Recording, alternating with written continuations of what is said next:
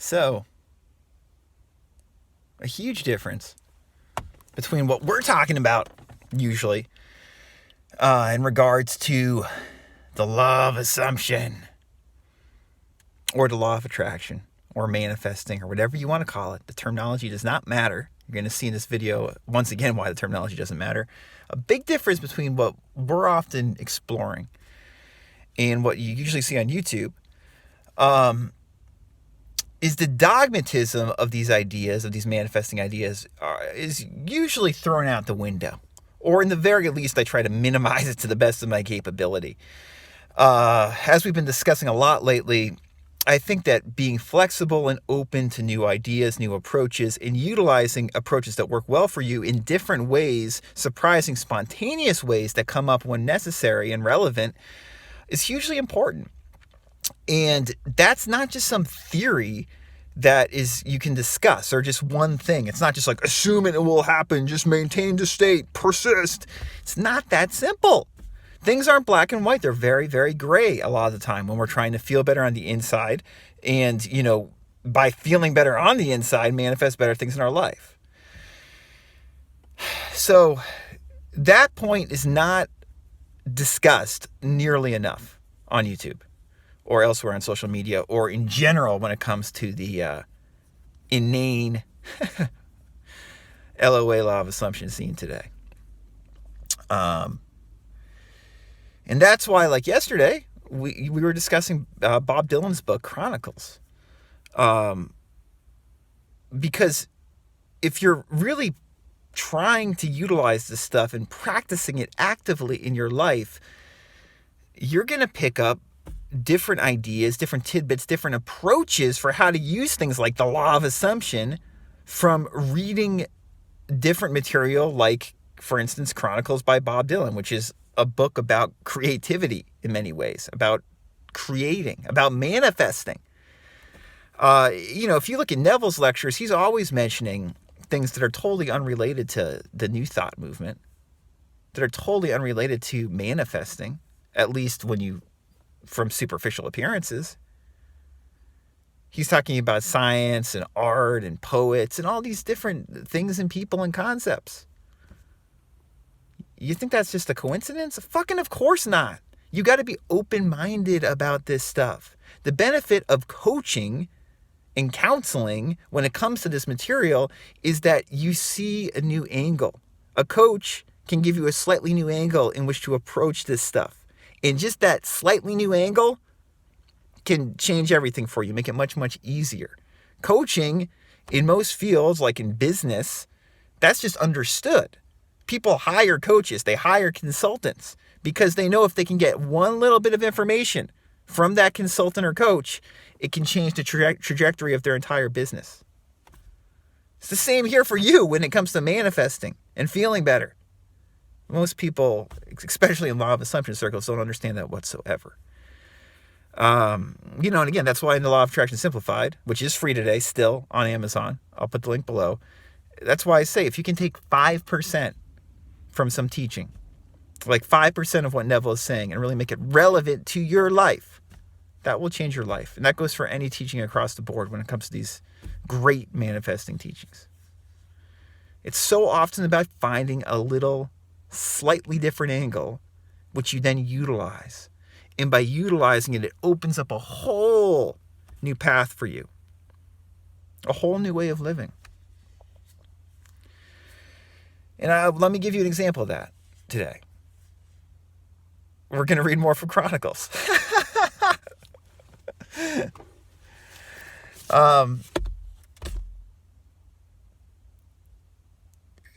In the box thinking when it comes to spirituality, when it comes to changing your life, just drives me crazy, in case you can't tell. The people on YouTube talking about Neville and the law of assumption, let me be blunt. They're stupid a lot of the time.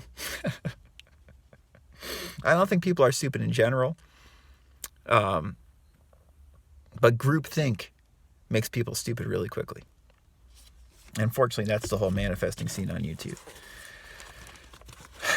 So in Chronicles, which if you missed yesterday's video is, Bob Dylan's memoir from the early 2000s, and it's a brilliant book. He talks about many things in many junctures of his career. Yesterday, I mentioned that line when he's talking to Archibald MacLeish about creativity and about writers and poets. MacLeish said to him, "You come out where you went in." You come out where you went in. And I was saying how that deeply resonated with me. And I know it deeply resonated with some of you.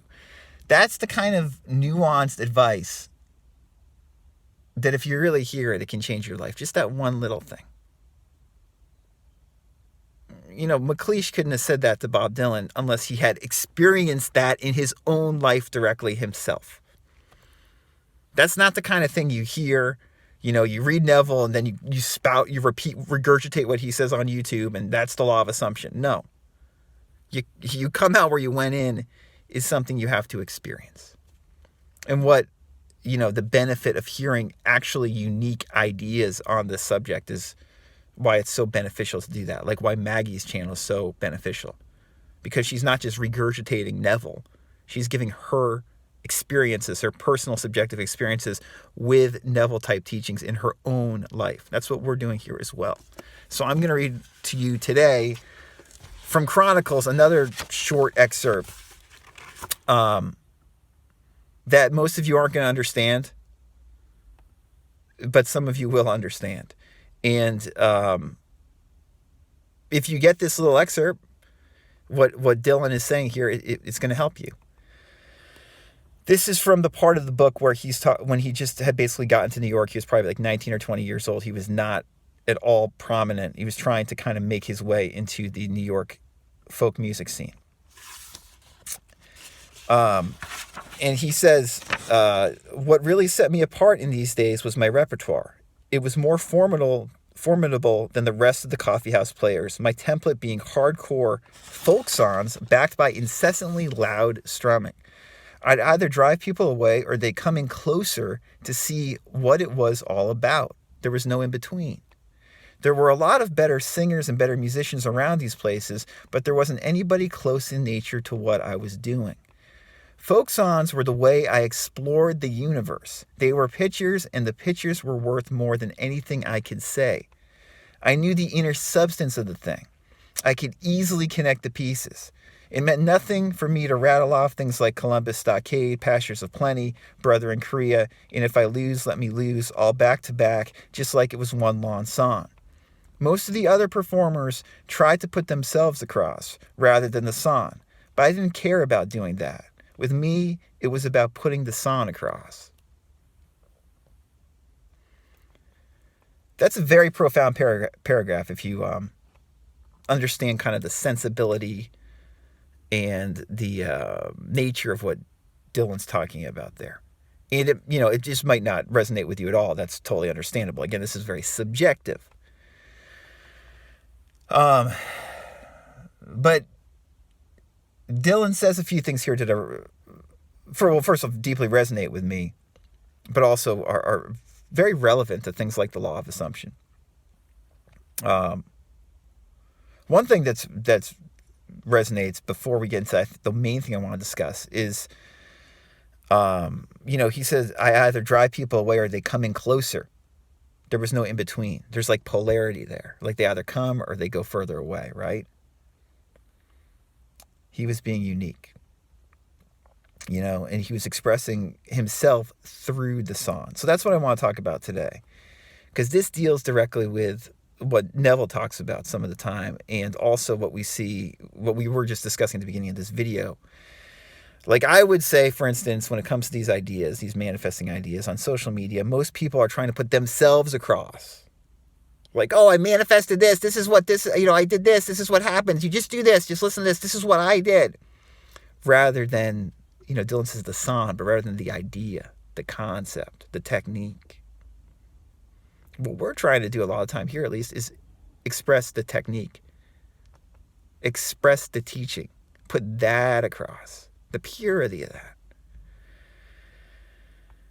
Dylan says, most of the other people tried to put themselves across rather than the song, but I didn't care about doing that. With me, it was about putting the song across. It's the same thing with these ideas in your own life. Neville always talks about, like when you do his exercises, when you assume a state. You don't imagine you see yourself on a movie screen, which is another technique. You can do that. But Neville's techniques, law of assumption, you don't do that. You don't try to put yourself there. You don't try to put yourself there. You're just there. You're just there. If you assume a thing, truly assume it, you're just there. It's over. You don't have to put yourself across because you're already there. It's done. It's over. Can you take yourself out of the picture enough where you're not even looking at yourself on the screen or imagining doing something anymore and you're just there? It's over. This is a very nuanced point. Most people aren't going to resonate with this who are watching this video. But some of you, I think, will. That's probably why I was compelled to say something about it today. When something's done,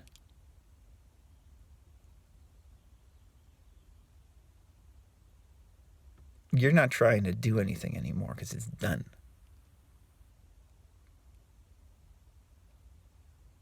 You don't have to put yourself across because you're already there. It's finished. Get there. That's it. And you already are there. That's a little law of assumption, nuanced tidbit I've experienced in my own life over and over again. That you can too. But it's not theory. It's experiential. You know, I talk about it in Relax More, Try Less. Talk about it in a lot of the Neville videos I've made, especially the podcast episodes.